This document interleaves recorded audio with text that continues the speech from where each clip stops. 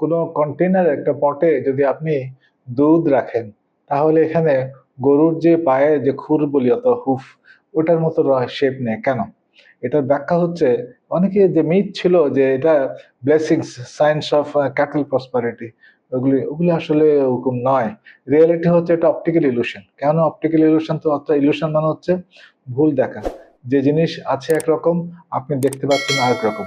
ওটা আসলে হুব বা গরুর খুর নয়। ওখানে কি আছে? আপনি যে যখন বয়েল করলেন, গরুর দুধের যে ইয়ে আছে, ফ্যাট আছে, প্রোটিন আছে, এই জিনিসগুলি ক্লাম করে বা তারা একসাথে সাথে একটা একটা গায়ে একটা লাগে, মিশে তারা আপনার একটা ইয়ে তৈরি করে, যে পায়ের মতো যেটা আপনি দেখতে পাচ্ছেন, ওরকম একটা ছায়া তৈরি করে।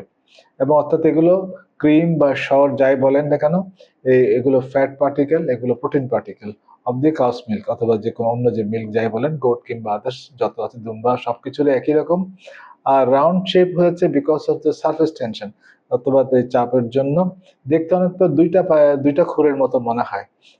এয়ার বাবল গুলি যে আছে ওর ভেতরে, বাতাসের যে ওই ইয়েগুলি আছে, আপনার বাবল যেগুলি আছে, ওগুলো কিন্তু অনেক সময় স্প্লিট করে দুটো ভাগে ভাগ হয়ে যায়। তাদেরকে দেখতে মনে হয় যে একটা ওই পায়ের খুরের মতো। তাই এখানে কোনো মিথ বা বিশ্বাস কিংবা ইয়ের সাথে কোনো তেমন ইয়ে নেই। এটা আসলে একটা বিজ্ঞান, এটা নর্মাল, এভাবেই হয়।